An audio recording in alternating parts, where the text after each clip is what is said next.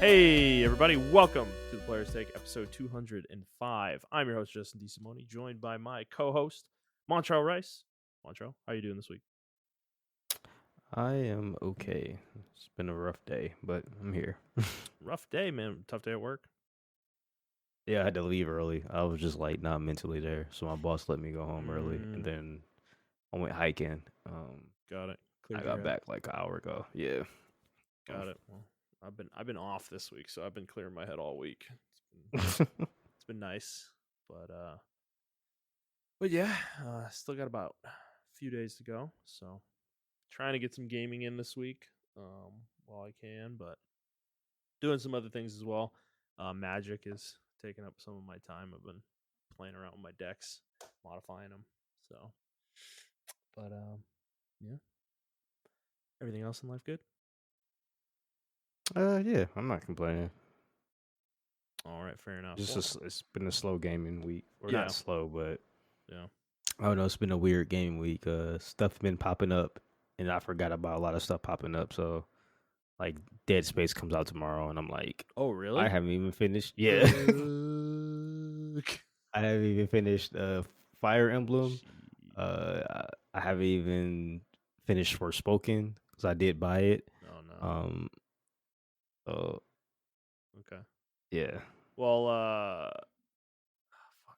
Dead Space is tomorrow. Damn, dude. Mm, yep. Well, yeah, this week I'm off this week, right? So I'm like, I'm down to like fucking play deep into the night. And everybody decided this was the week where they're gonna change their sleeping habits and go to bed at midnight. I'm like, what the fuck, man?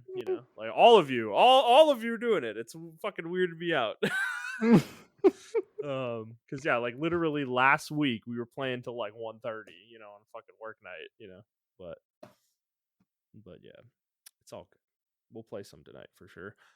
Assuredly, but all right. Well, let's get into the show proper, Montrell. Do the rigmarole. For those of you who haven't listened before, this is our weekly show where we talk about video games, video game news, and other topics pertaining to video games. We post at 6 a.m. Central Time on Fridays on Apple Podcasts, Google Podcasts, Spotify, Stitcher, and your favorite podcast app of choice. And if you'd like to send us a question, you can do so on Twitter at The Players Take, or you can send us an email to theplayerstake01@gmail.com. And we do have a question today that we will be answering. So if you send us a question, we will answer it on the show. All right. Let us jump right in, like we always do, with what we've been playing. Montrell, you want to go first this week? Yeah, I've been playing some Ion Classic. Got up to level 46.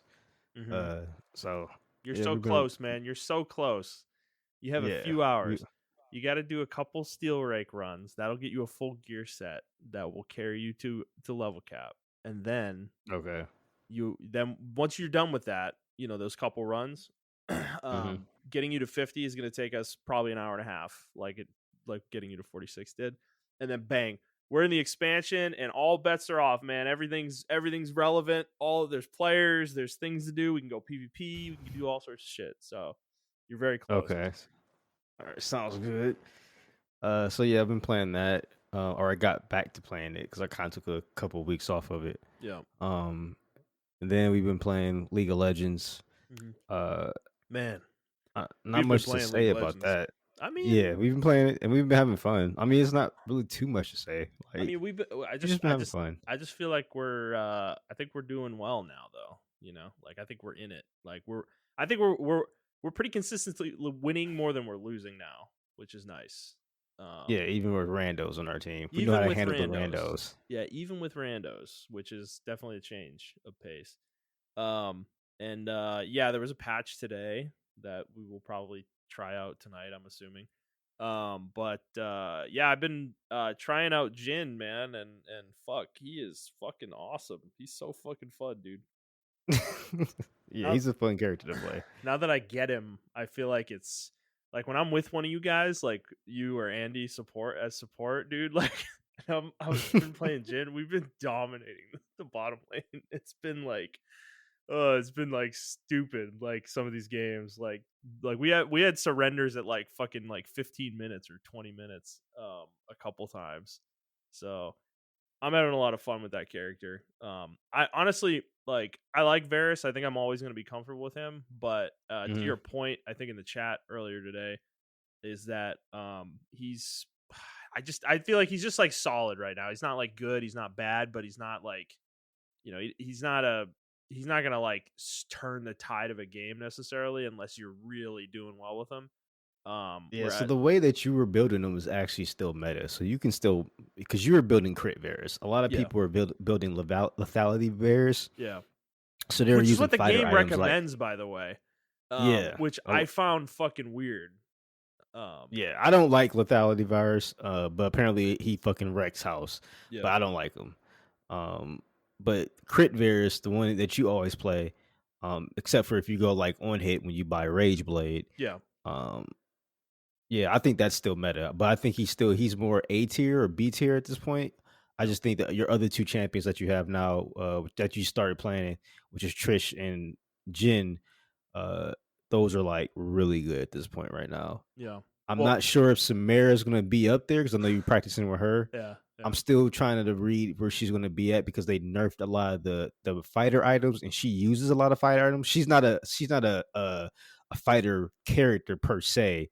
But She's still she ranged. is kind of a melee character somewhat, Yeah, and she does exactly. need Yeah, some kind of tankiness. Like I don't think you can go pure ADC items on her every yeah. game. You can't.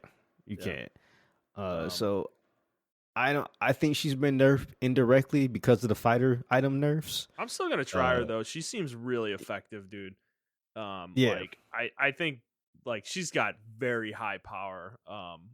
You know, No, her power is in her resets that she yeah, gets. So yeah. if you get one kill off or one assist off the kill, you can reset and then do everything over all Oh over yeah, all your again. abilities go off cooldown, right? Not all of them, but your dash does. And that's Yeah, your yeah, yeah, main yeah. tool, your main get in tool. So Yeah. yeah, Yeah. it's pretty powerful. So She's pretty powerful. I'm just gonna try her and probably play around with her. I'm probably Hmm. gonna play Jin and Triss more, and I'll still play Varus, of course, too. But depending on the games. But I think with Jin, I think what I'm gonna start doing is I'm gonna just start playing him more, like even when I'm not Yeah, comfortable doing it. I need to start playing him in matchups where I'm not at an advantage, like I might have a exactly. disadvantage, Yeah. Yep. and learning how to play in those situations. So, because I mean, there were a couple games where we were playing against tanks, and dude, I was fucking shredding them, dude. So, I mean, he But yeah, can, he's we can we know how to build against them now. yeah, I think the yeah. problem was at the beginning. We were like I all of didn't know us the were items, either right? rusty, yeah, we didn't know the items. But we know how to build against them. Like Jet's learning his new because Jet's like the main person that's supposed to be melting tanks. To be honest with you, Hmm. besides you, like he puts in the damage so that you can kind of finish him off. Yeah, And he's building more like when he plays Morgana, he's building more like max HP damage and stuff like that. yeah, yeah, And when he's building, he plays a lot of control mages, which is like really fucking good. A lot of people don't play control mages, and he's playing a lot of control mages that yeah. control the battlefield. So Well, I yeah, think him that's and really cool. we had a game because there was that one game we played where we had two randos, and these guys, let us tell you, these motherfuckers were the worst players I think we've ever played with, like in a MOBA. This dude, there was a Singed top and then a Rengar in jungle, and these motherfuckers legitimately went 0-11 and then 0-15 together. And bro, when I tell you, I went and watched the replay. They were trying to double team set the whole game, and they could never. They never killed him. They never killed him. Multiple attempts trying to 2v1 him. They both died multiple times to him. It was fucking insane to watch. Like crazy shit. So you hear that, right? And you think, oh, well, they probably got fucking wrecked. No, we came back in that game and fucking made the other team surrender. Like me, Jet, and Montrell carried like 3v5 basically. Like you were playing Pike, I think. I was Jin and Jet was Lux. And Yeah, the three of us, there was a period in the game where there were a couple fights, key fights, like later in the game, where the three of us kind of clowned the whole enemy team, and killed all of them without dying. Like like basically the three of us killed five people, and they like gave up and quit after that. We did it in their base, and they just surrendered. I was like, dude, it was fucking wild. It was wild shit. So point being though, like I'm having a lot of fun with League now that we're in it. I start to know the items. I'm like reading these patch notes. I understand the changes now. I'm not like a lost little sheep anymore. with it. Yeah.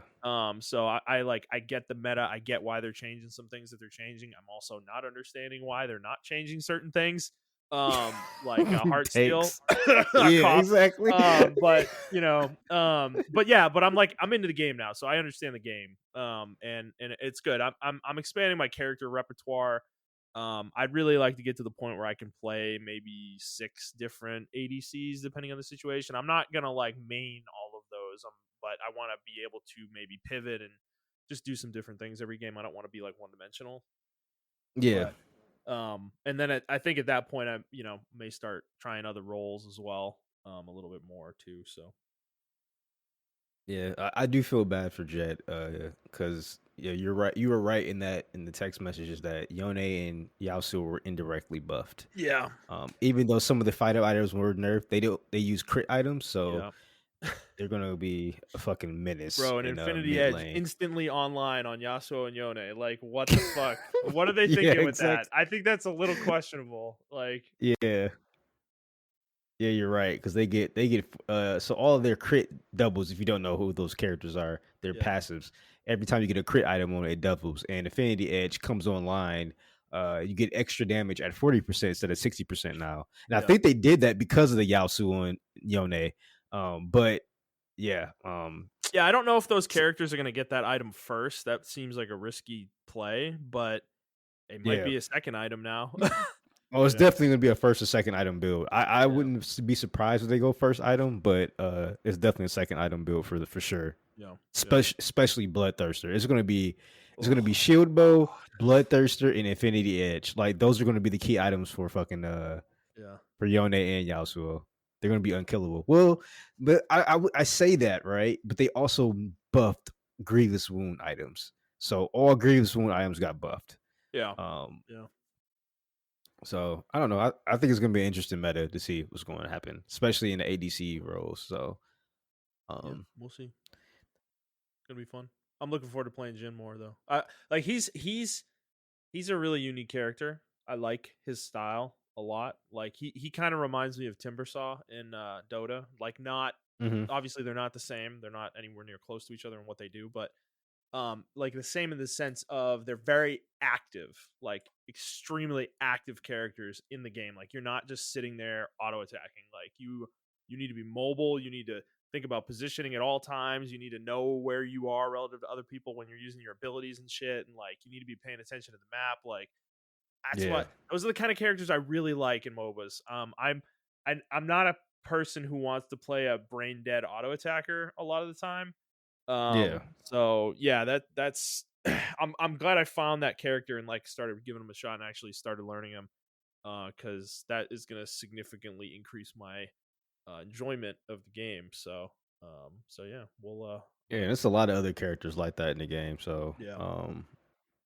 Well, Jin I meta, think you'll really like. I really think you'll like solo lane, like top lane. I think yeah, you'll love it I up do there too. No, because I totally agree. I just have to be I got to learn those items and I have to learn those characters. yeah, That's my yep, problem is I don't understand matchups, and that's a huge disadvantage in solo lane, because you're on an island. Like yeah, if exactly. you get shut down, you're gonna get shut down. Like if you start losing and you die a couple times, your opponent, well, the gap then gets wider and it's harder to bring that back. So yeah, it's a lane like I'm a little intimidated by it because I don't want to fucking bring the team down to learn the lane necessarily, but um, I'll pick my spots with that one. I'm gonna figure out. I need to find characters that I want to play there first, and maybe play some Yeah, bot games with them. Obviously I was trying Yone, and I do want to learn him more and play him, but he's a mid and a top laner. He does both, from what I understand. But hmm, yep. so he'll be one, but I need to learn others as well. So Yeah, it's some really cool top laners. Some of them are like brain dead auto attack champions, but a lot of them have a lot of nuance to their auto attack. yeah, Like you gotta know their passives, you gotta know when they come yeah, online, yeah. and all other stuff like that. Well, I think one champion you may like is Camille. I okay, recommend trying like watch her spotlights and okay. watch some gameplay footage of her, and then maybe you could try her out. She's And like super potent. another one I'm thinking of is a Set. He looks really fun. Yeah, From what he I've actually seen is really fun. other people play as him, like he can be really effective in team fights, but he seems like he has a lot going on. There's a lot of active abilities and stuff, so um, he may be another one I try out as well. Yeah, he has like some kind of passive where he punches harder with his left hand, so your auto attacks matter when you Oh, they like like he's one of the alternate. yeah. Okay, that's cool. Yeah, so like that's one thing that like is really cool about him. Even though like he may look like he's a brain dead champion, he actually has a lot of nuance to him and everything. So him and then the newer champion Kasante, which I'm surprised it didn't nerf actually. Yeah, Um he has a lot of nuance to him as well. So yeah, there are a lot of top laners that are just really good right now. Yeah. fair enough. Fair And enough. then Yep. I guess my next game I've been playing, I guess we can both talk about that too, is Fire Emblem Engage. Yep. Um so I this game is if you are a Fire Emblem fan, I think this is the closest we're going to get to a original GBA Fire Emblem. This feels like a GBA game. This feels like a portable Fire Emblem, like the old school Fire Emblem to me. They do have the base. You go back to the land Somniel, and you do your thing, but Yeah. I don't feel obligated to go there every mission. I actually want to go there You're every not mission. forced there to go there either. You Yeah, can totally ignore it if you want, which is a exactly. complete change from Three Houses with the Yeah. monastery. And I actually want to go there sometime just to upgrade or get some training in on the side in an arena for Yep. some characters that don't have much fighting time and stuff like that. Yep. Um, but yeah, I'm playing on a hard mode right out the gate. Uh, and yeah, the game is it's not punishing, but it's just like sometimes it's just Fire Emblem bullshit. Like I will have a 20% chance of getting hit, and the character hits me. I'm Oh like yeah. 20% chance, but then my next character who has a 98% chance of getting hit dodges the move, and I'm like, oh, I guess this is what's happening today. So Yeah, I've had yeah, some of it's that too. I mean, what chapter are you on right now? I am on chapter 8 now. Okay, I'm on 6, or about to go into 6. So I just like got the Somniel. I've unlocked the world map, which I think to your point, this game reminds me of Sacred Stones. Do you remember that one on GBA? Yeah. Yep. Yeah, it kind of reminds me of that game a little bit. Now, that is not a Fire Emblem that I've actually beaten. I've only played, I don't know, maybe a third of it, so I don't have a full understanding of that game. But but yeah, that game had a world map. You could fight random battles. There was there was some similarities between that game and this game, and I think the one I'm thinking of as well is the second one, Echoes, Shadows of Valentia. That that one I didn't play. I didn't play Okay, that one. that one also has a world map. That one's a little bit different than this though. There's like some third person like dungeon crawling in that game, which is weird, a little weird. Definitely a different vibe there, but there's some similarities there as well with this. But I love the fact that there's a world map in this game. I think it's really old school, and it kind of brings me back to a different time with JRPGs, like kind of like the Yeah. '90s, and I think it's a really nice decision that they made because I think the I mentioned this to you, but there was an awkward thing about Three Houses. As much as I love that game, the fact that you always went back to the monastery between every fucking mission was so weird to me because you're fighting a war, in every path that you go down, and you're literally trying to take territory and hold it. I Yeah. found it awkward that your army, like the main vanguard of your army, would fucking go back to the citadel or go back to the monastery every battle after every battle. It was such a weird thing, and the game never reconciles that in any way. So it's just kind of a weird thing that's there, and it kind of takes you out of it a little bit. Whereas with this game, the Somniel is not really a physical place. Like it's kind of just like its own little pocket dimension, which obviously, it is weird, but it's fucking magic. Whatever, who cares? I think it's I think it serves its purpose better in this game than the monastery did in Three Houses for me. Yeah. For that reason, because you're not leaving where you are necessarily. Like you're kind of just teleporting and then teleporting back to where you were. You can't just fly around the world, at Yeah, fucking will, exactly. So I like that change, and to your point about the Somniel, it's not a requirement, which is such a I think it's funny how that little change makes it that whole thing feel so different, because I'm with you. I want to go to the Somniel between missions now. Like, I'm going there of my own accord because the game is not like it's weird when the game makes you do something, or when a game makes you do something, it starts to feel like a slog, right? It's like a little Yeah. task that the game's making you do between missions, when all I want to do in this moment is fight battles, and it's like, the game doesn't let you do that. And This game is not like that. So if I want to fight battles, I can go fight battles. If I want to, like, go to the Somniel and, like you said, do some training, or just go talk to all the NPCs and, make some bond rings or whatever, I can go do that too. I can do it in whatever order I want to do, which is, I think that's nice. That freedom is very cool to see in a Fire Emblem game, because Fire Emblem, generally speaking, has not been a very free franchise. Yeah, Um, I agree. the games are either like hyper linear, or they have you do weird shit where you're like, you're locked to a place like the monastery, for instance, like, for an hour at a time. You can't get out of it, you can't skip it. So it's kind of an interesting change of pace, that they decided to take this game. But dude, honestly, if this is what they do with the series going forward, I am all for it. Um, Yeah, yeah, I like it. I don't know if I can't. I have to go back and play Three Houses. It's been a while since I played it. But I don't feel obligated to talk to my teammates all the fucking time. I feel like in Three Houses, I was obligated to talk to them. because Like if I didn't they talk to actually them, said important things. Um, yeah. and sometimes it was a requirement to move the story forward. Like, you would literally be Okay. blocked until you talked to specific people. And they said their thing, and then you went in and did something in the monastery, which then unlocked the next chapter. Yeah. So, like, that's not a thing in this game. You go talk to people, and they have one line of dialogue. That's it. And it's like not Yeah. important at all. But if you want to go talk to them, you can.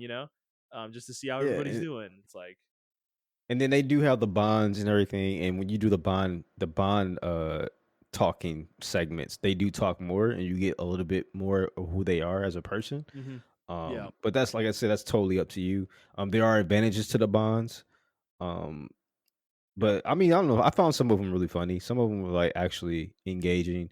Uh I got to get to know the cast a little bit more better. Um, but I'm just learning. I'm learning the cast. They're not as outgoing, in my opinion, at first as the Three House characters. Like Three Houses Yeah. characters development was like really good.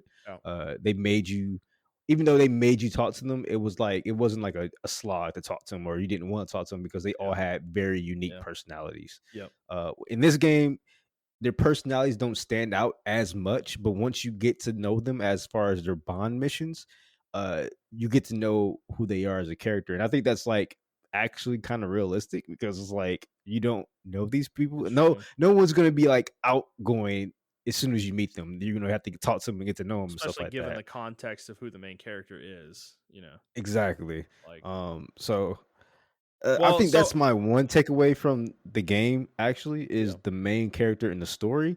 It's very cliche-ish. Whereas yeah, like Three Houses was almost like Fire Emblem, Game of Thrones, and it was yeah, like yeah, how you go from that story to like yeah. because Three Houses, don't get us wrong, Three Houses story is fucking phenomenal. Like It I'm is not even gonna fire. lie. It is fire.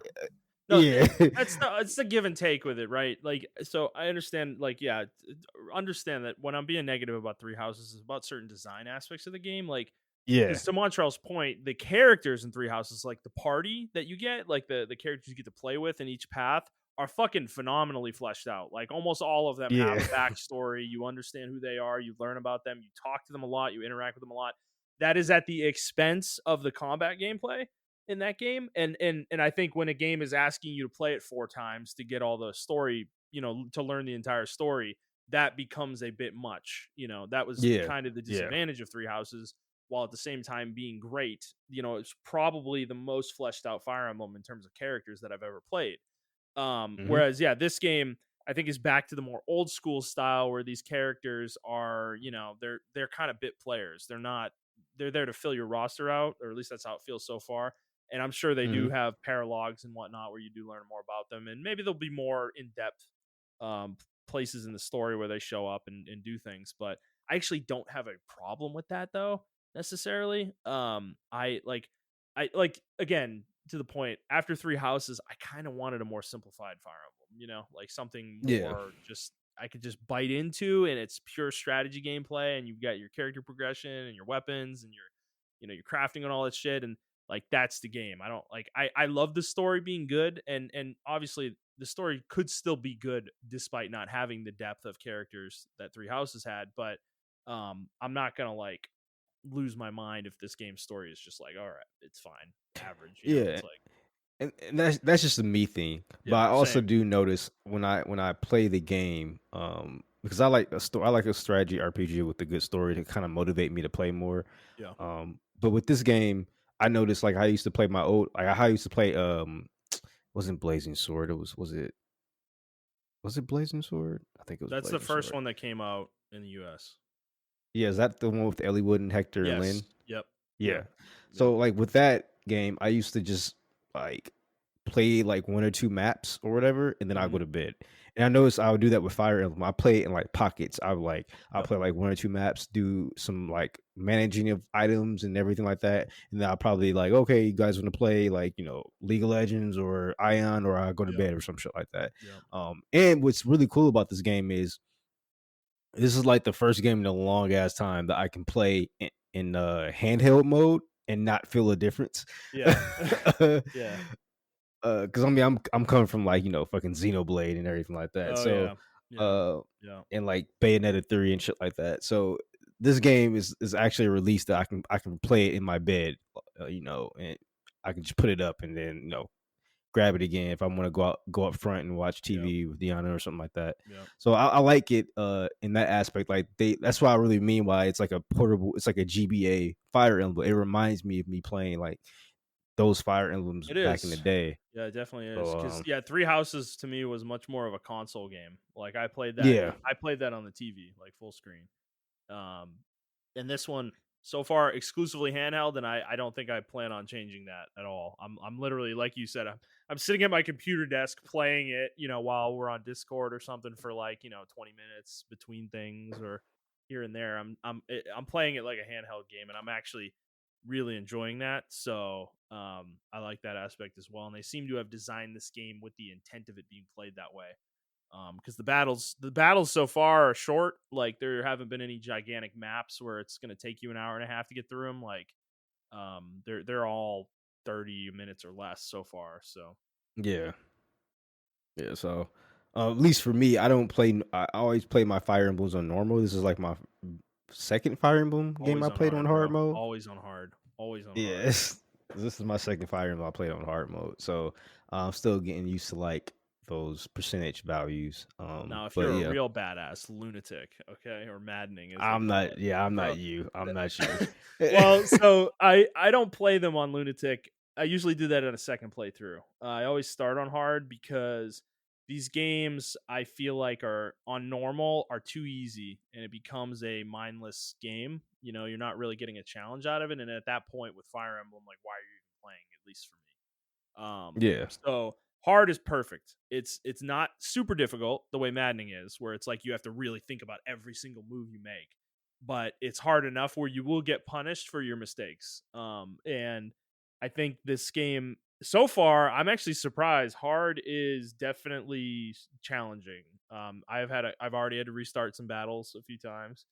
And they were unforgiving to say the least when you put your main character into a compromising position thinking that they might dodge some attacks that they actually don't, when you get hit by that 40% or something, like it fucking sucks. So but once you get out of the early chapters, I think chapter 5, when you unlock the armory and the weapon upgrading system, that is where the game that's where the game's going to become more forgiving for you, because you can start crafting your weapons, which I've already done, because you can craft like your weapons to have more avoidance or more dodge, which lowers like the enemy crit rate on you and stuff like that. So um, you can craft gear to kind of give your characters a little bit more survivability, which is really nice, because I do feel like Three Houses wasn't great about this, where it was dodge rates in that game were really low in general, and hit rates were really high for enemies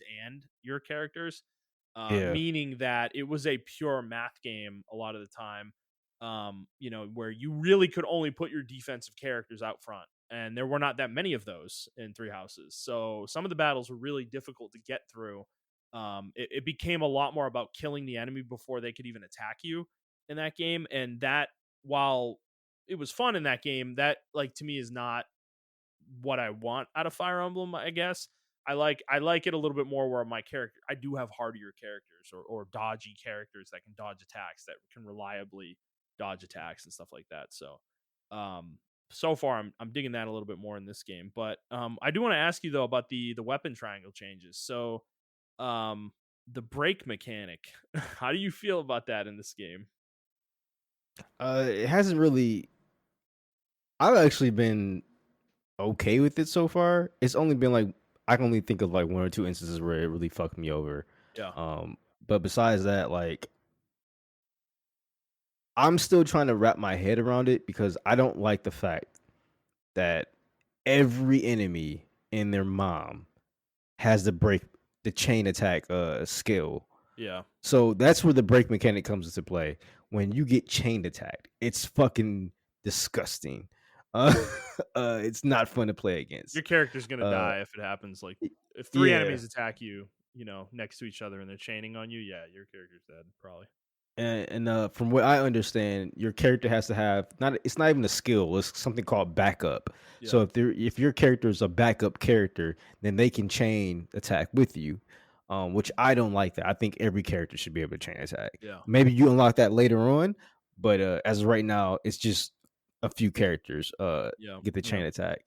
But yeah, the break mechanic for me, I use it to my advantage.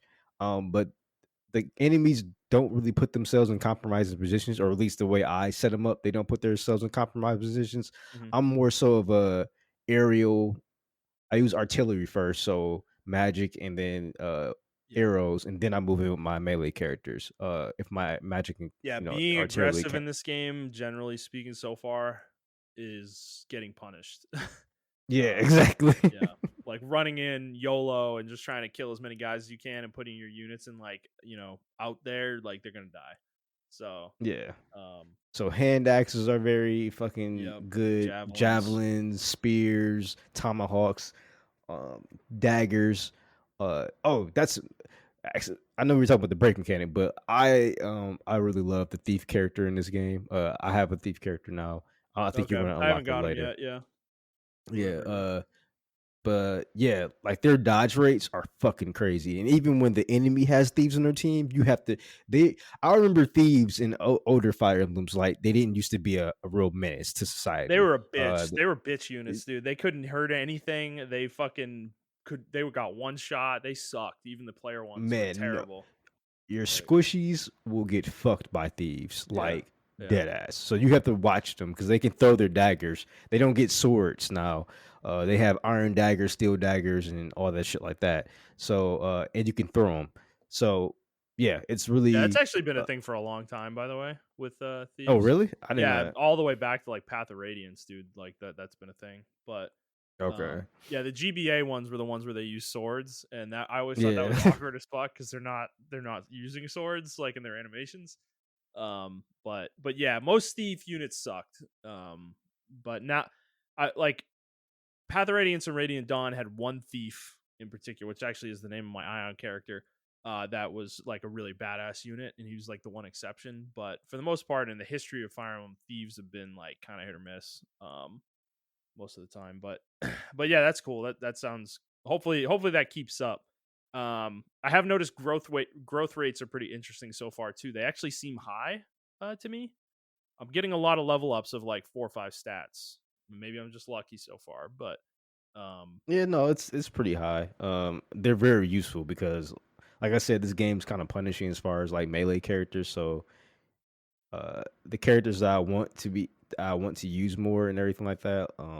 I have to be very strategic in how I get XP for them. I have to yeah. like sometime lower Yeah. characters damage and then move in with Uh, that character and kill him. You gotta play. You gotta play Path of Radiance and Radiant Dawn, dude. Like, oh my god, it's like those two games are like Fire Emblem perfection for me. Like they are like literally what I want Fire Emblem to be. Always, you know, like they're just perfect. Everything about them is just like finely tuned, and like there are units in that game like Ike, who's the Lord in both games. Bro, he is just such a monster. Like, he's so fucking good, man.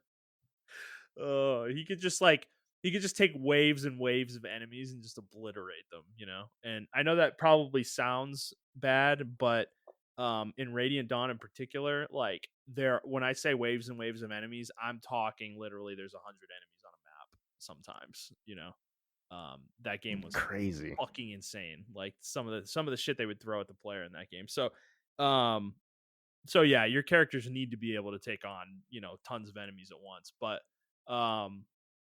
yeah, with this game, yeah, the main character so far seems pretty good. Like he's not OP or anything yet, at least for me. But I do like the fact though that the main character talks in the cutscenes. Yeah. Is not a silent protagonist, which I hated that in Three Houses with the professor. So you know, I like some of the changes. I think it's good. I'm gonna beat this game for sure.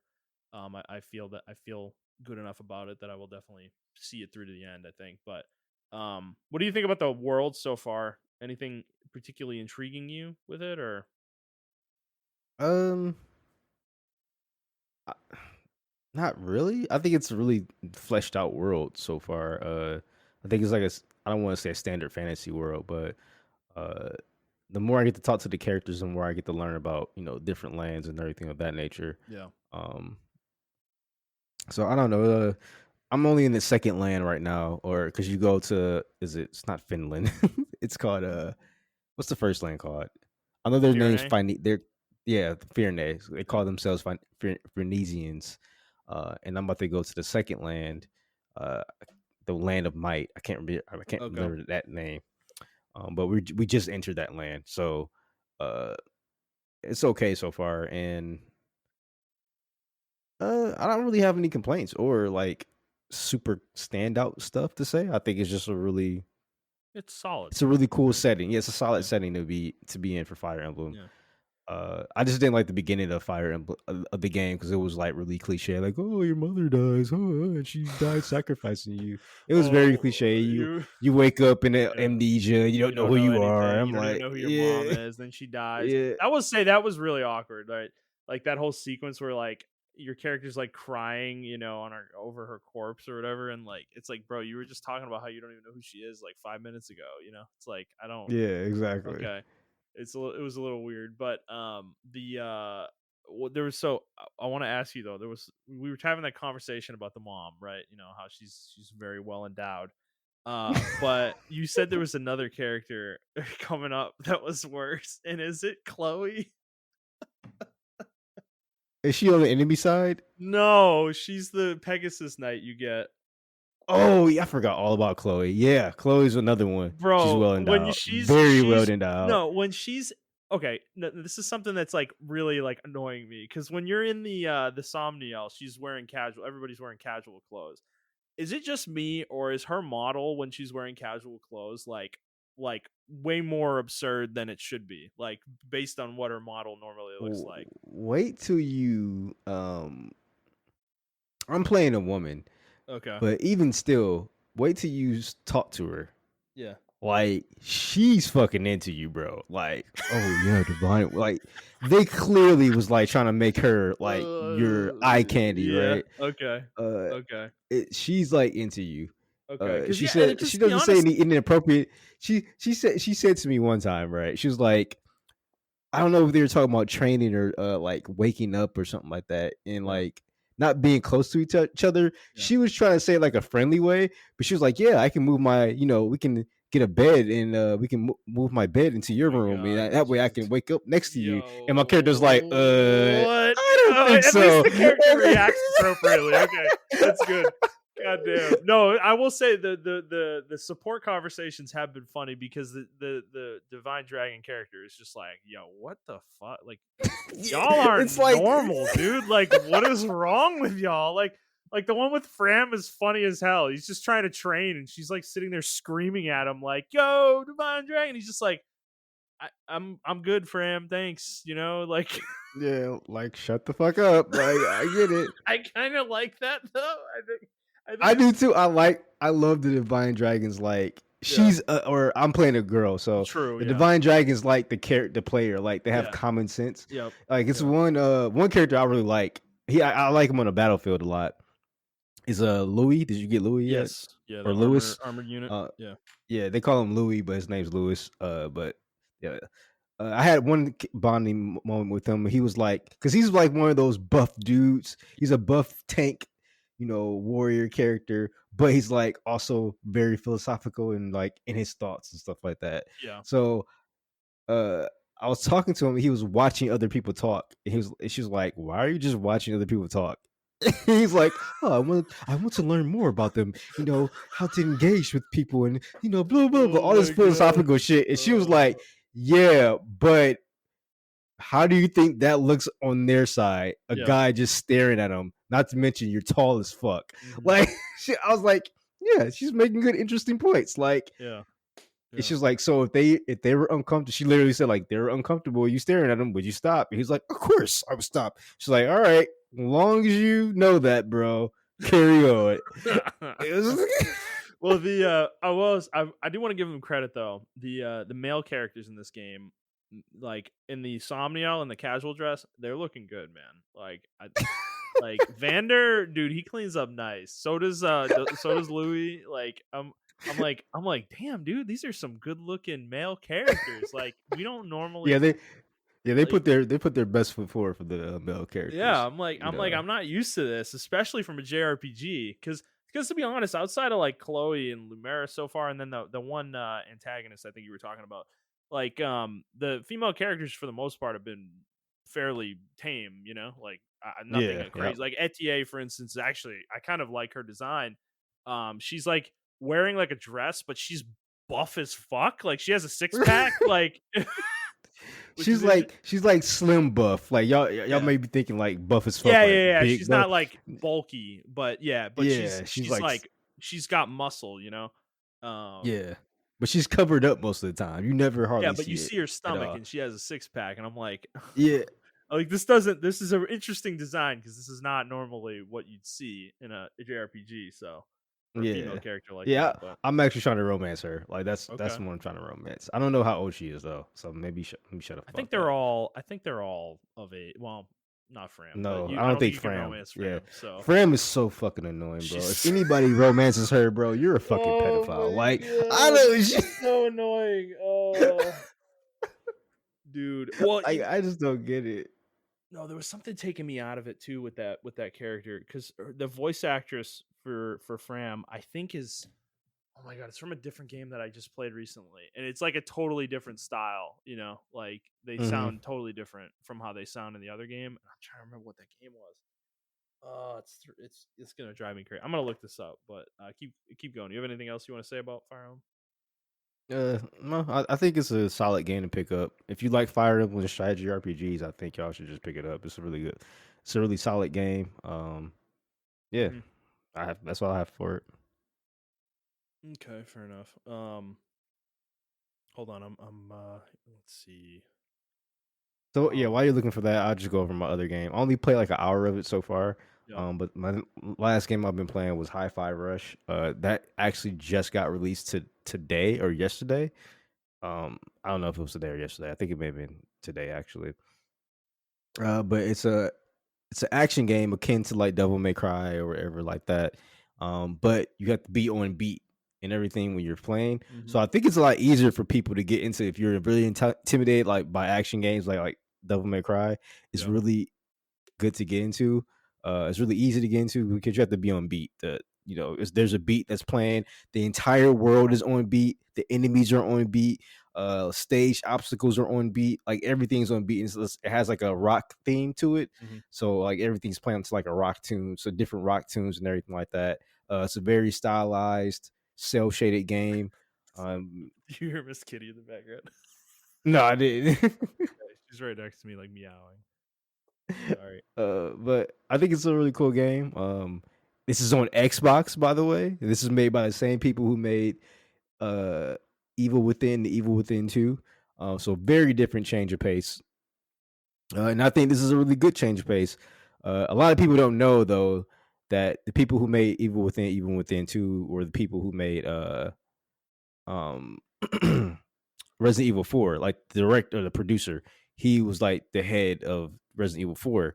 And I also believe he did some work on the Devil May Cry games as well as Vanquish. So this game to me, it was a surprise coming from Xbox, but then once I realized like who was running Tango and everything like that, who made the Evil Within games, I was like, oh, this totally makes sense. This is totally up his wall, So his this is from bag. So Tango? yeah, Damn, how big are they? Because they came out with Ghostwire not even a year ago. Ghostwire Tokyo. yeah, yep. What the hell, man? That's crazy. So they had a second game in development. Interesting. Nobody knew about it. That's Yeah. crazy. Yeah. Well, And I they come. just dropped it. It's only $30. If Yeah. you guys want to pick it up, it's half off. So, or it's not half off, but that's the Well, game. It's $30. So, it looks yeah. totally different from what they made before too, which is cool. I love that like change in style. Yeah. So that'll be interesting. I mean, we'll talk more about it here in a couple minutes, but I was actually wrong about the voice actress. She is not from something else that I know of. So, Okay. Okay. yeah, but all right. Anything else you want to talk about that you're playing? No, no, that's it. So All tell right. me more about your Genshin Impact, bro. Yeah, I mean, we've talked about everything else that I'm playing. I mean, there's not much to say about Genshin. I'm just catching up on stuff. I'm getting close to caught up now. All I have left to do for story that I haven't done is the new area Sumeru that came out in August. So, I'm only like a few months behind now. So Okay. which is good. I'm getting to the point where I'm gonna have this game on like kind of more daily play where I play for like 20 minutes a day.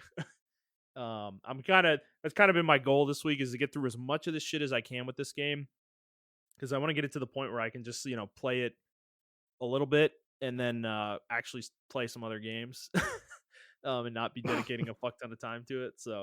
Um, so yeah, I'm working on that right now, but I should have it. I don't know, in a couple weeks, probably 2 or 3 weeks. I'll probably be there, but I'm trying not to rush through it either. At the same time, I don't want to like just blow it all and not have anything to do, and then be bummed about it. So, but yeah, I mean, still enjoying this game a lot. It's I mean, I think the areas outside of Inazuma have been a lot of fun. So I'm glad that I'm finally pretty much done with Inazuma for the most part. All I have left to do there is a few side quests, and then I just need to go get like chests out in the open world, which actually that's pretty fun for the most part. So I'm done with all the bullshit with that area, thankfully. So, but all right, well that's all I've been playing. Let's get into the news, Montrell. We don't have a lot this week, but we'll get through it here. So first thing is, which we already mentioned, was there was a developer direct yesterday from Xbox, and they showed 5 games basically that they talked about during this. And Hi-Fi Rush was one of them, but we'll get to that when it comes up in the order that they showed them. So first one was Minecraft Legends. I don't know if you have much to say about this one. No, I actually didn't watch that one. Okay. Yeah, Well, that's the dungeon crawler one, right? no, this is the RTS Minecraft game Okay. where you're like building bases and like I mean, it actually looks kind of cool, to be honest with you. It's just the fact that it's Minecraft is throwing me off, and I also just don't understand who this is for, because I don't think the people who typically play Minecraft would be that into this kind of game, but um but yeah, I don't know, I might be wrong about that. I mean, yeah. So the reason I say I kind of disagree, Yeah. only because like Halo Wars kind of proved that True. True. there's an audience within the audience. When Halo Wars came out, Hmm. that game was like huge. A lot of people played that shit just because it was Halo, Yeah. and they became RTS fans from it. So Yeah. yeah, Yeah. Well, I mean, it looks like it could be interesting, but yeah. Um, I mean, I'm not gonna play it probably, but I'm sure it'll have some kind of audience out there. But the next thing they showed was Forza Motorsport, which I'm actually not sure. This is a new Forza, right? yes, this is one of the newest ones, newest additions. This isn't out though, But right? Or is it? no, this isn't out yet. No. Okay, yeah, this So is the next one They coming. have Forza Horizon, which is the open world like Yes, crazy that's one, the and arcadey then one. yeah, that's the arcade one. Then Motorsport is the more akin to Sim Gran one. Turismo. Yeah. Yeah, Okay. Um. yeah. This one looks from what they're showing me so far. I'm almost tempted to call Dennis and be like, "Hey man, put Gran Turismo up, Forza Motorsports here," because the shit they showed was like Yeah. when I watched the Gran Turismo one, when they were doing the reveal for that, I Hmm. wasn't as impressed as I was with this one. I don't know, this one was really cool, Hmm. and so I don't know. That's just me though. Yeah, I just wish I had time for racing games, man. I'd love to play one of these. I just can never fit them into the year because I just don't have time for that many games anymore. So yeah. Yeah, It does look good though. The graphics in particular look fucking crazy, man. Like holy shit, these cars, yeah. the way these cars move. 4K 60. They said they're ray tracing at 4K 60 frames. Wow, yeah, that's pretty impressive. All right. Well, the next game they showed was Hi-Fi Rush, which was a surprise. Nobody knew about this game, like Montrell said. This kind of came out of nowhere, but yeah, this looks really interesting. It kind of, in style, reminds me of like Beautiful Joe.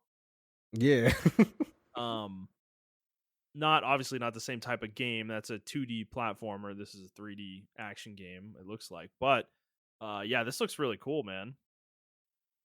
yeah. So far, I mean, I recommend it. Even if you're not like an action game fan, I think people should just try it out and play it. It's really Mhm. fun. It's only $30, so kind of don't have anything to lose, to be honest with you. If you have Game Pass, it's free. But yeah, I was like, I was blown away by the game. First of all, because it's coming from Xbox. Well, let's be Yeah, honest, like they don't really make these type of games. yeah, Uh, the last game we got from them, and I think people regretted it, was Sunset Overdrive. When we got a game like this, and people totally ignored it yeah. until it came out on PlayStation. Everybody was like, "Where has this game been?" And I'm like, "It's been on fucking Xbox, bro. Like nobody played this fucking awesome ass game." Hmm. But I think that's gonna be. I think Hi-Fi Rush is gonna be different. I saw a lot of people on the timeline talking about it that are like PlayStation fucking fanboys and shit like that. They're downloading on PC and everything like that. I think that PC thing for Xbox is a really good strategy for people who just don't want to play, who don't want to buy Xbox. They can download on PC. So Damn. Yeah, this yeah, looks good, but I dude. think yeah, it looks good. It plays good, and to be honest with you, the music is really what keeps that game fresh. To be honest with you, how you have to stay on beat and everything, and even if you don't be on beat, it Mhm. just like everything. It's just a really cool game. I love games like this. Like this is what I like. It reminds me of a holy fuck. What was it called? Agent Oh, Zero. Elite Oh, Beat Agents, yeah. yeah, Elite Beat Agents, bro. So if you like games like that, like rhythm games like that, I think you'll Mhm. actually like this too. So it's really cool. Yeah, I might Um, have to check this out, dude. Like, this looks like something I would really like. Because to your point, yeah, like Elite Beat Agents, everybody who listened to the podcast from the beginning probably wouldn't think that's a game that I like very much based on the things that I play most of the time. But dude, it's like one of my favorite games. I fucking love Elite Beat Agents. It's so fucking good. So there's just games like that sometimes that come out that just outside of normal genres that you play, they're just like so good and special, and this feels like it could be in that space for sure. This is like really, yeah, there's some really interesting gameplay in here. Um, yeah, but I think this was the thing that Xbox kind of needed. Well, Um, I want to defend them a little bit here. So this is a game. I think I like the fact that this was hidden, and they didn't tell us about it. And they just fucking released it because I think if this was a game they had previewed the way they've previewed some of their other games, I think we would have been critical of it probably. Mhm. And been like, what are you doing? What are you guys doing? Why are you greenlighting this? Like we've done with the shit with the Rare's making or other games, some other games. Um, Well, the shit that Rare is making, in our defense and other people's defense too, when they showed shit like I don't even know what it was called, Everwild, I think I think they that's just what it is. showed Yeah, game. They didn't show they no didn't show gameplay gameplay footage. or anything. Yeah, it's just Yeah, concept, right? exactly. And I think that's the thing that people wanted. Even when they showed that one Ninja Theory battle arena game, they showed gameplay footage of it, but people are like, "What kind of audience is this for?" Hmm. And it really didn't have a direction. Like this game, in my opinion, has a direction and knows what it's going for and everything of that nature, compared to like all the other games that have been greenlit by them and everything like that. I mean, to be to their point, even though it wasn't our game, uh, what was it called? What was the card game that fucking Obsidian was making? That Obsidian made, not Oh, the card Penitent. game, but Penitent. A Yeah. lot of people like that game. They just dropped that game out of I need fucking to nowhere. I need to play that too, actually. I'm Yeah, like, dude, I'm sitting on 6 months of Game Pass that I bought like a couple years ago that I never redeemed. So I've been waiting for like a moment where there's some games I actually want to play on Xbox, and I think this might be that moment, actually. Like that's 2 games now that yeah. I might want to play on there. So I might actually fire this up. I mean, I haven't fired the Xbox up in a year probably. So Yeah, um I was. I mean, this one made me really consider getting Game Pass again, renewing my Game Pass mhm, because I really do want to play that Elder Scrolls. Like, it's been a while since I visited Tamriel in yeah, general, play any Elder Scrolls game, yeah. which I guess we'll get to later. But it's like, yeah, when they were showing it, I remember playing ESO when it first came out, and I actually thoroughly enjoyed. I put like maybe 100 hours into it. I thoroughly enjoyed it, and Yeah. I just dropped it because I didn't really have anybody to play with. But yeah, Yeah. Fair enough. Well, yeah, I mean, as Montrell was saying, he's already playing this game, and if I play it, I'll give you guys my thoughts as well. So, all right, well, let's move on to the game we were just talking about, Elder Scrolls Online. So they showed this a little bit. There's another new expansion coming out this year, but then they also mentioned that there's 20 DLCs or something like that they're making free for a period of time. yeah, yeah. So you can explore like all. I think they have like maybe almost 10 lands that you can explore in Tamriel that they've recreated from the older games and everything. So, if you want to go to Oblivion spot, you can. If you want to go to all the way to Daggerfall, you can do that. And everything. Like it's crazy. And they got a quest and everything in there.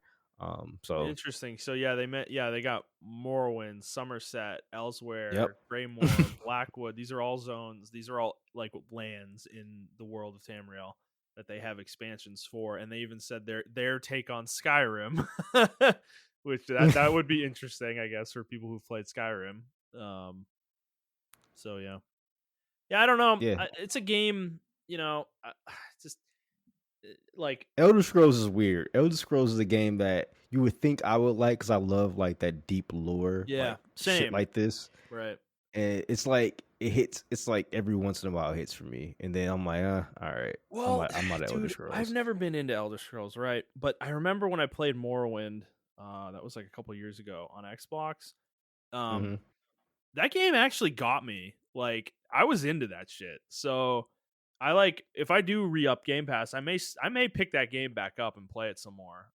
Because I was like, as much as the game is old and janky and like feel the lore and like everything and all the the lore within the game and the quests and the story and stuff was actually really fucking interesting. So, Yeah. um, so yeah, I don't know, but the MMO is like, dude, it's just like, if you play it, it's not a.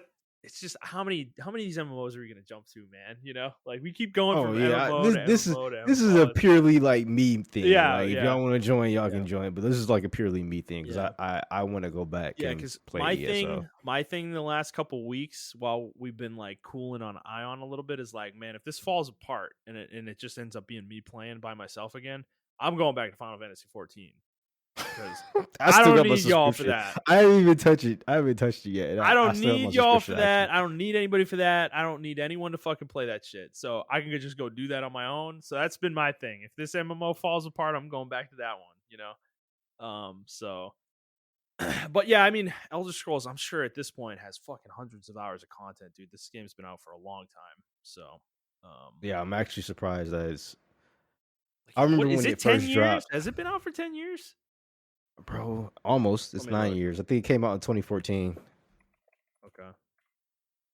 Yep, Yeah, I April think it 4th, came. 2019 or 2014. Yep, you're right. Yeah, I remember playing on the Xbox One. Yeah, and I was in my grandma's house. I live with my grandma. So yeah, um, yeah, That's a long time ago. yeah, a long time 2014. ago. Holy shit. Uh, Yeah, I remember playing it and I liked it. And the way they had the build paths, they were still trying to figure shit out. You can tell. mhm. But I think they got everything figured out, and the community's really strong in the game. I didn't mind it at all. It was like an action RPG style game. You can do 4-player dungeon raids, dungeon crawling stuff, and everything like that. Mhm. So I thought it was pretty cool at the time, but I think they have a lot more shit fleshed out now than what it was. It didn't really know what it wanted to be back then, Yeah. but now it does. So I think Okay. I'm thinking I'm gonna dive back into it. Okay. Fair enough. And then the last game they showed, which I think this was the one that probably a lot of people were waiting on, is Redfall. So they did show some gameplay of this game. Um, Hmm. and it was pretty extensive. It was like 10 minutes of the video, I think, or Yeah. 15 minutes almost. So, Montreal, what did you think of this one? Um, I know it's I don't know about you, but for me, I think when we were talking about it and it was revealed, we were like, "What the fuck is this? Like, come on, Arcane! Like, what the fuck?" Yeah. But now that I've seen more of it, Well, I think it was the lack of gameplay that we were what the fuck about, yeah, and yeah, the that's true. hype surrounding the game with no gameplay. Yeah, 'Cause yeah. remember, everybody was losing their mind. That was the zeitgeist. They were like, Really? "Yeah, dude." Oh yeah, I think People were I like, think that's "Oh what it. my god, this is the coolest looking thing ever, bro." And I'm like, "Okay, you didn't see anything. Like, how are you gonna say that?" And it's like, you don't even know what the game is. So Yeah. So one thing I'm very happy for is they didn't use the words live service. You can play it single player or co-op. But the game is yeah, entirely solo. yeah, You can play the game entirely solo, and you can have friends. It's almost like Dead by Daylight one, where you can have yep, people jump into your games, but it's a solo world. You can do everything solo, which is what I want. So just for that fact alone, I might pick this game up because the gameplay looked pretty decent. You know, you got your power, you got 4 different characters that do 4 different things, or they yeah, all have 3 abilities and everything like that. Um, and the world didn't look too bad, to be honest with you. I mean, I'm yeah, not really a vampire guy, but I don't mind vampires. It's the break from like all the fucking zombies and shit that we fight hmm all the time. yeah, So yeah, yeah, I I even though I didn't like Dishonored and Dishonored 1 because or Dishonored 2 because of like I didn't want to play a first person Assassin's Creed type game. I do like this style. I did like the style of Dishonored, and I know the fucking story was really good in Dishonored as well. Uh and this game doesn't disappoint. Still has that like stylish style of look to it, yeah, and the world looks pretty interesting. It doesn't look as interesting as Dishonored, but it looks interesting enough to where I might want to dabble into it. And if it's on Game Pass, like this is another reason why, like all 5 of these games, I think are going to be on Game Pass, yeah. They are. or 6 of them. So this would be a reason for me to get Game Pass, to be honest with you, because I want to experience all these games, and if I like them, I will buy them. Yeah, So yeah, yeah. Yeah, fair enough. I mean, yeah, to me so far, like what I'm seeing of it, I mean, it it looks looks, meh. yeah, it looks all right. Like I'm not like blown away by it. But I guess it's one of those things though. If it's on Game Pass though, I mean, I don't know. I might check it out if you're playing it and we can co-op stuff, like maybe. Um, but yeah, I don't know. Like, cause yeah, they don't say the word live service game, but I mean, it's gonna Yeah, be they a did live. say It's first gonna be a person live service. RPG Yeah, it's a live service elements, game. but then right, I think about like, do you count Dead by Daylight as a fucking live service game? Like, Yes, 'cause that's any what I thought. okay. To me, a live service game is any game that is continuously releasing content at specific intervals. Like Genshin Impact is a live service game.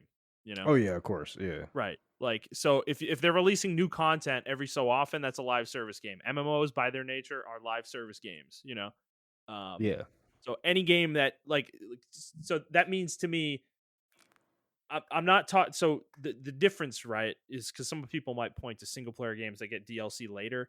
Those are like one or two things. Like those are one offs, right? Those kind of things. I'm talking about a game that's like doing an update every 3 months, for like a few years. That's a live service game, I'm not talking about like Bioshock coming out with like the main game and then they have a couple DLCs that add some story. That's not a live service game, you know.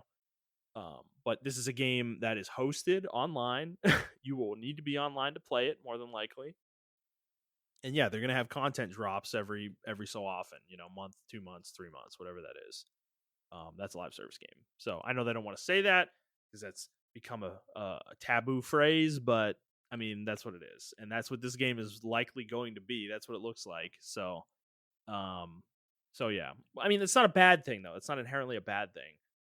It kind of Yeah, feels no. like they're making a cartoony vampire hunting division game. Like that's kind of what Yeah, it looks like. yeah. I mean, I don't know. I don't really count Dead by Daylight as a live service game. Well, I don't know that That's much about that game. So what's like the release model for it? oh, you know what? I'm using the wrong game. I mean, Dying Light, not Dead by Oh, Daylight. Dying Light. Dying, No, definitely not. Dying Light.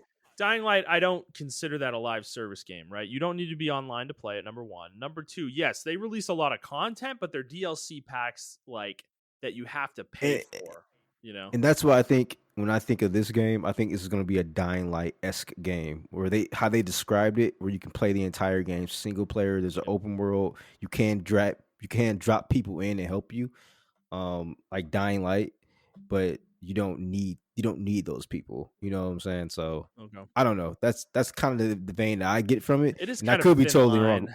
Yeah, Dying Yeah, Light's a really weird example because I don't consider that a live service game, but it might be. They release enough content and support their games long enough that they might be live service games. yeah. So even though that's not how they're marketed, but I don't know. Yeah, so I don't We'll know. see. I'll try it out. I'll try anything out. So I mean, I'll try it out and see what's going on with it. But yeah, Mhm. that was the stream though. I think it was a really cool stream. I think they kind of needed this stream after all the negative press that came out came Yeah. out about them. So yeah, Yeah. Well, yeah, we'll see. I mean, these are 5 cool looking games, which I think Microsoft and Xbox need more cool looking games. So, um, you know, they probably need another one of these events though towards the, you know, next 6 months, I'd say, because I think there's a lot of question marks around their release schedule for the next year. Because yeah, I don't even think we have a definitive date on Starfield at this point, and that's supposed to be coming out in the first half of this year. So there's that, and then I think even Redfall, as much as they showed it, they didn't. I don't think they gave us a date or anything like that. Um, oh no, they did actually, May 2nd, 2023. Okay, well there you go. Um, but it's like going out after the first 6 months of the year, like what's coming out, dude? What's going on with Fable? What the fuck's going on with Avowed? Like what's going on with these games? What's call it? The other one from Obsidian, Outer Worlds 2. What's going on with that game? What about the other one of? Oh, you already said about Yeah. about Yeah, we got a lot of games that they've talked about and haven't said shit about in a long time that they've and then the one from the Coalition, Perfect Dark. What's going on with that one?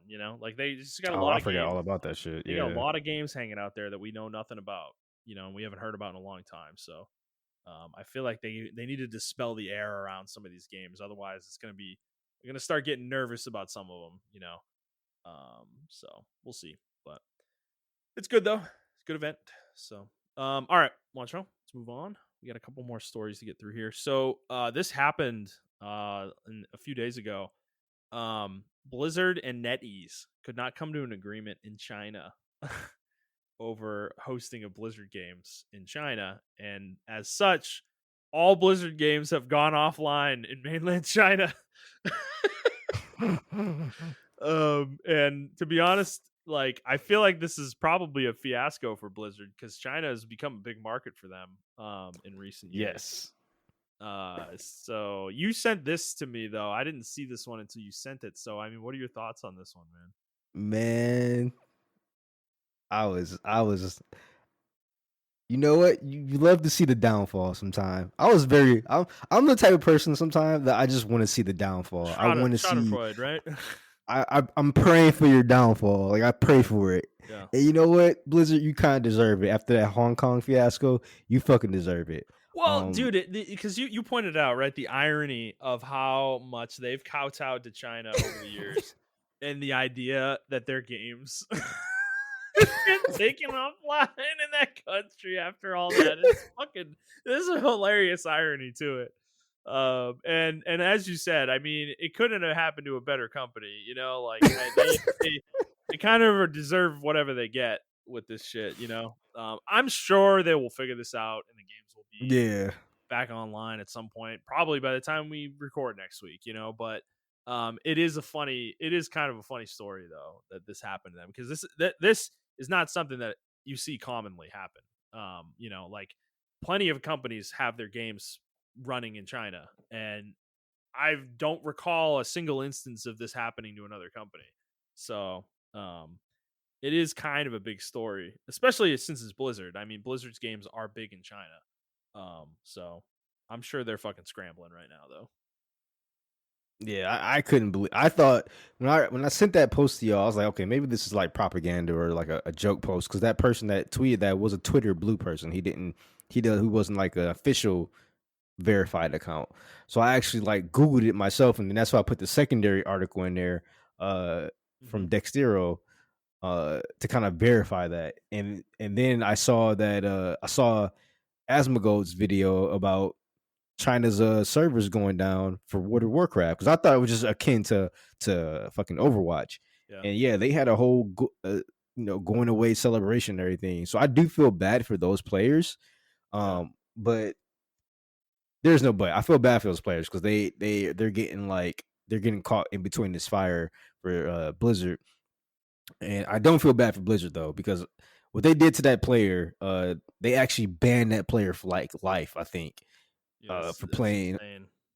Yeah, and he was like, I don't think he was like one of the top Hong Kong player or top Overwatch players, but he was up there. He was like a good pro, No, and they banned him It for was life. Hearthstone. It was Hearthstone. Okay, I thought it was I think it was Overwatch. Hearthstone. I think it was Hearthstone. Yeah, but Yeah, and they banned him, and I just really didn't appreciate it. I thought at the time I thought it was disgusting, because I remember we talked about it. We were actually still in the closet then. I think we were in my no, closet. we weren't. No, man, that was like Okay, 2019. I think we that was were. 2019. Okay, Yeah, no, we were in my room at that point. I think. okay, Yeah, but yeah. That happened. Yeah, I don't know. I think this is a lesson for all these companies. I think, to be honest with you, I think this is going to be a trend, because like world politics is kind of ramping up and everything like that. And I think a well, lot of companies are going to start getting acts from China so soon. reading about the specifics of this situation, though, it's so NetEase and Blizzard had a 3-year deal starting in 2019, um, and that deal ended on the 23rd of January. So Blizzard was looking for a 6-month extension so that they could use that time to negotiate with a different company that wasn't NetEase apparently. And NetEase said, "Go fuck yourself. Fuck you. Why would we give you a 6-month extension when you're not going to give us your business going forward?" You know. So they said, "Fuck off." So that's basically what happened here. So I think Okay, this is gotcha. a kind of thing that, yeah, it'll probably be resolved in a few weeks. More than likely, Blizzard will get with someone else, and you know, they'll be fine. But they're possible though. I mean, this is China. Who knows? Like pissing off NetEase could turn everyone off. You know. So but it is an interesting thing though. It is it's funny who it happens to. So Yeah, I mean, I never seen. I don't think I ain't seen anything like this before, no, where they I have just not. shut off the servers, like not for a dying game, but for active games. I mean, Overwatch 2 just came out like a few months ago. So Yeah, then they got yeah. Diablo coming out in fucking June. Yep. Yeah, they'll have it resolved by then, I'm sure. But Yeah. but yeah, they just had a WoW expansion just came out in November though, dude. So Yeah, Andy said, "Rest in peace, gold farmers." yeah, yeah, yeah. But So All Yeah. right. Well, let's move on to our final story this week. This is a expected one, but always sad to see this happen in two games. So, um, Crystal Dynamics posted on their blog for Avengers that the final update for Marvel's Avengers is coming on March 31st of this year, and the game will no longer be supported beyond September 30th, 2023. So, what this means is I actually read through this whole post though. They are doing some cool stuff for this. So this game is going to be done. There's no more content coming. They already said 2.7, which already came out, was the final content drop. 2.8 is just going to be balance updates and some minor tweaks and changes. So the content for the game is done. However, they are going to be releasing all of the cosmetics, store DLC, everything on the store is going to be released to all players for free after March 31st. So you will no longer need to spend money on those things. And they are going to convert existing credits, which I think is the premium currency, into in-game currency for everyone that you can use on various things. So I thought that was kind of cool. And they also said the game will continue to operate into the future. They didn't give an end date for it, but you will be able to play the game beyond September 30th as well, single player or multiplayer. The servers are not going offline. They're not shutting the game entirely down.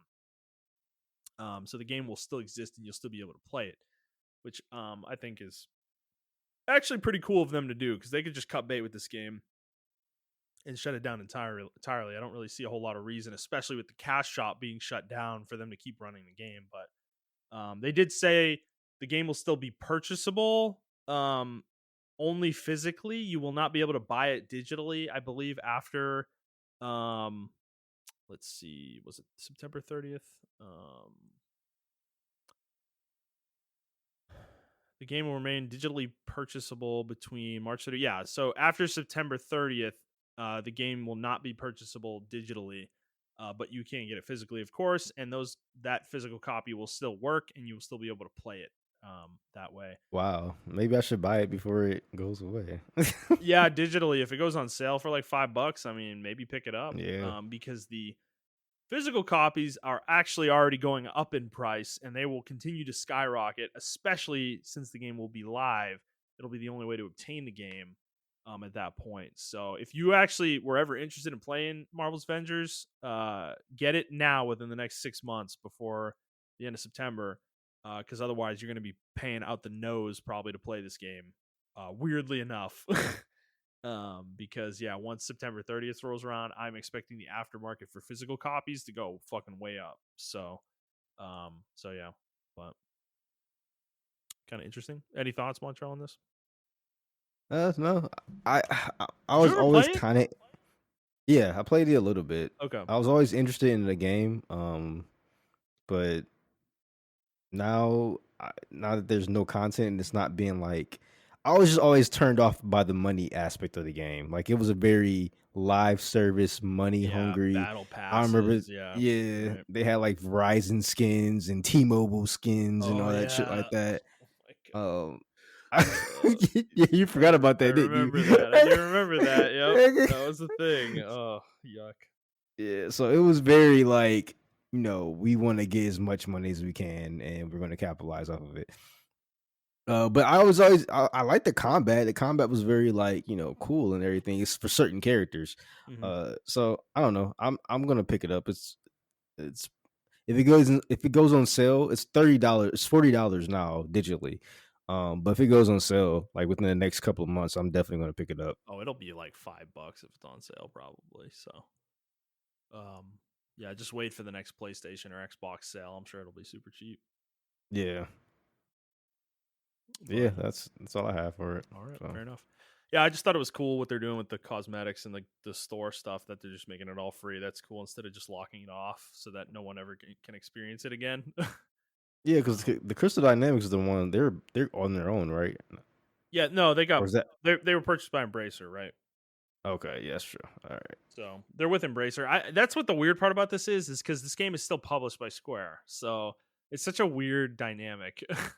I think Which is they're just why, saying I yeah. think they're just saying fuck Square. I think this is like a big fuck you to Square. Yeah, to be honest with you. maybe. Yeah, maybe they don't want to do it anymore. They're just like, yeah, fuck y'all, dude. Like, I mean, to be honest with you, right? I really don't think Crystal wanted to work on this game. I think Square made them work on this game. I right. think And this we is one of talked those about rare. they were the wrong studio to make this game. Yeah, because I remember we when we saw it and they did a panel for it and everything. They just didn't really seem too interested in the game. Like I don't know. It was just weird how Crystal Oh, and so Avengers awkward, came dude. about. That was the year Yeah. that they revealed Final Fantasy VII Remake's gameplay for the first time. I remember that E3. That was like Yep. 2019, wasn't it? Yep. They showed Final Fantasy VII's gameplay, and we were like fucking blown away. And then they spent 30 minutes talking about this game, and they had all the voice actors do a round table talking about the voice acting, and it was so weird. It was such a weird approach because they didn't act. I don't think they actually showed the game, from what I No, remember. they didn't. They showed the cinematics of the game or Yeah, like the people talking. That's all they yeah, they showed. didn't show any Like, gameplay. yeah. But all I'm gonna remember this game, unfortunately, is all the funny shit that came out, like when they released Spider-Man and he looked like he was doing fucking dance moves, shooting his webs. That shit was incredible, dude. Like super funny. No. This you remember they released all the character models and like Captain America came up and people people were like shitting on it so Oh, bad. I do Oh, remember that. Or Thor, like, oh my god, man. No, oh I my remember god. Spider-Man because Fortnite had Spider-Man at the same time, and their Spider-Man mechanics were better than Avengers. Like, the swinging, the web swinging and shit. It was Yeah. like I feel so bad crazy. for Crystal Dynamics. I think I wouldn't be surprised if we get like some kind of piece on this and how they worked on this game and or it's like some kind of YouTube video comes up and like they did investigative research into Crystal Dynamic and Square relationship and probably Right. how this game probably ruined their relationship because Yeah. this game, yeah, man, it just wasn't it for me. Or I don't even think it was it for them. Like I really don't think they wanted to make this game at all. Yeah. No, this game, Guardians, and then the last Deus Ex. I think those games were, or even the Tomb Raider games. I just like, fucking, nah. I think Tomb Raider, uh yeah, Tomb Raider and definitely like the Guardians of the Galaxy game. I think they really wanted to make those games. Like those were I Crystal do too. Dynamic I just think game. I think it hurt their relationship with Square though, because Square's expectations were totally out of whack on those Oh games. yeah. What Yeah. they expect sales wise. Because yeah, remember Guardians came out and within like 2 months, Square was like, oh yeah, the game failed to meet expectations. It's like they dude, it's like a critically acclaimed game, and they just like threw it under the bus. Like they're just like, yeah, we're not happy with it, with its performance or whatever. It's like, all right, well, cool, bro. You know, it's Yeah, I'm glad Crystal can take their talents to like, you know, to South Beach. embrace her. Yeah, to South Beach, yeah. Well, I'm glad they can take their talents elsewhere, man. Yeah. It sucks because I think Square still owns the Deus Ex IP, I No. believe. No, they Oh, sold they the don't. IP. They sold Tomb Raider and Deus Ex with the sale of the studios. So Oh, okay, cool. they're gone. Yeah, Nice. no, there's a new Deus Ex game in development. Jason Schreier has said that on Twitter. Whether that's to be believed or not is up to you, but um, you know, I'll Yeah, take him at his word that is the case, at least for now. So, yeah, what Square did to that franchise is insane to me. bro, It's Mankind Divided. Every time we bring it up, I just implore everyone to go read up about the pre-release of that game, like the marketing beforehand. They were making fake blog posts about social justice riots in the world of Deus Ex. Like, oh my god, man, like it's fucking weird shit, dude. at the worst time possible. It was Yeah, the worst time to do shit like that. yeah, and then they fucking like had this whole mode in the game that was specifically built to sell microtransactions. That's literally all it was there for. And like it's so awkward. Like it's such a waste of developer time. Like it's crazy what they did to that fucking game. And despite that, Eidos still made a fucking excellent game, So Exactly. it's so fucking annoying because the game could have been even better if they hadn't done all that bullshit.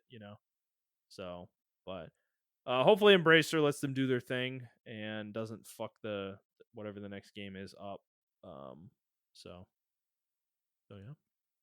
All right, All Montrell. right. That's it for news. We do have one question this week from that dude, and we'll cover that, and then I think we'll head out today. So, his question is: if you were trying to get someone into gaming who was really not into it but expressed interest, what are 6 games you would recommend they play? So we talked about this pre-recording a little bit. 6 games is a high number. But we did get a few down, or at least not necessarily games per se, but franchises that we would recommend. So, I mean, Montreal, do you want to speak to any of these first? Yeah, I think you mentioned Pokemon. I think Pokemon would be a good JRPG to get people into. It's fun, lovable characters, cute characters. Easy to learn, hard to master kind of game. Yeah, Um, exactly. I think on the surface, it's easy enough for people to pick up and play, and the concept of it is easy to grasp. Hmm. You collect monsters, you level them up, and you fight other monsters. Like, it's not that difficult to It's not wrap your head complicated around. at all. Yeah, it's not that Yeah, complicated. Now it can get really complicated if you want it to, but you don't yeah. need I to mean, do any of that to play the game. yeah. So You can do the whole EV training and all that yeah, bullshit. You can do yeah, that, but yeah. um, yeah, you don't really need. You can just follow the story and play the game. Hmm. Unironically, I think, or ironically rather, I think the newer games are easier to get into than the older Yes, games. The older totally, games are really punishing, totally. actually. Especially the first one. Yeah, especially the You first pick one. Uh, Charmander and you go get fucked by Brock. yeah, yeah, it's hard mode. Charmander's hard mode for sure. Yeah. Um, and then the Telltale games are really good games.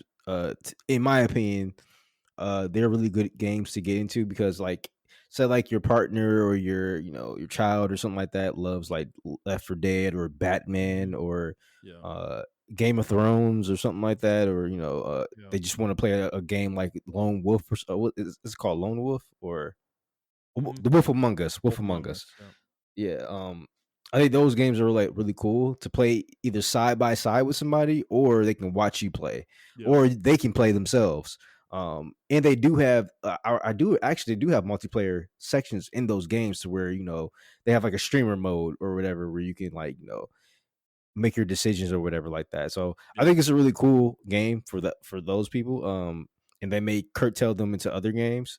Um, Halo Co-op is another game. I think co-op games in general are really good to get gamers or non-gamers into it. You can kind of carry them through the game, especially Halo. Halo's one of those games where like my whole family played Halo and we loved it. Um, It's a really fun franchise to play co-op. yeah, And you don't have to play the game on hard mode, like you can play it yeah, on easy difficulty and, just kind of romp through it. So, exactly. Yeah. Um, and it's very fun. The story's pretty cool. At least for the first 3 games, the story's really good. well, also you're Um, playing a game that controls good, right? Like that's always exactly. an important thing if you're going to introduce somebody to games. You need to introduce them to games that like play well. I know we all have our games that we play that aren't like great necessarily mechanically. It's probably not where you want to go when you're introducing somebody to video games. So, So I have 2 games now on the list. One is Super Smash Brothers. okay. Um, I think Okay. that's a really good game, I can or see three that. games actually. That's not on the list. Super Smash Brothers, Mario Kart, and Zelda Breath of the Wild. That last one's pretty crazy, but work with me. So I'll explain the first two. Well, I'll add Uh, Mario Party to that list. yeah, oh yeah, that's a good one too. Mario Party. I think Mario Party is really all the party Mario games. To be honest with you, are Yeah. really good for players to Mhm. new players to get into. Yeah. Um, but yeah, obviously Mario Kart. It's a driving game. It's a fun driving game with items. Like that controls really fucking well. You Well, can it's play it 4 player designed split also screen. designed for people who like aren't doing well to be able to come back. Exactly. Um, Yeah. so Um, Yeah, and in Super Smash Brothers, I think is a really cool game, especially for younger kids, especially for kids. If you're like, if you're a parent or like, an uncle or something like that, or an auntie, or a older cousin or something like that, I think is really cool to get into. because they'll see all these cool characters and they'll be playing the game. And obviously, guys, I'm not talking about playing tournament melee style, fucking no items and all that shit. Fucking Smash Brothers. I'm talking about Yeah. regular fun Smash Yeah. Brothers. Uh, and they'll see all these characters and they may want to hey, what game is he from? And you're like, oh, he's fucking Ike and he's from Fire Emblem. You want to try that game? Or that's Samus. You want to play fucking Metroid, or Yeah. that's Mario from the Mario Brothers series or whatever. I think Smash Brothers is actually a really good game to play people in, or to Mhm. get people into video games. And then I mentioned all the Mario Party games and everything like that. And then Breath of the Wild. So Breath of the Wild, Yeah, I gotta hear this. only reason I mentioned this game is because Deanna's not a gamer, right? Okay. And she Okay. played Breath of the Wild and almost finished the entire game. She loved the game. She said the game was easy for her to pick up. She liked the idea that she can go anywhere in the game and do Mhm. anything she wanted to do. Um, Contrary to like me and you, how we felt about the game, she loved it. She loved the idea. Like, she knew nothing about Zelda, nothing about Link, nothing about the world, but just loved playing in the world and doing whatever she wanted to fucking do. Mhm. Yeah. And yeah, I think that's why a lot of people love Breath of the Wild, because a lot of people didn't jive well with the dungeon order that me and you are kind of used to, right? Yeah. Um, the traditional Zelda experience is very gatekeepy.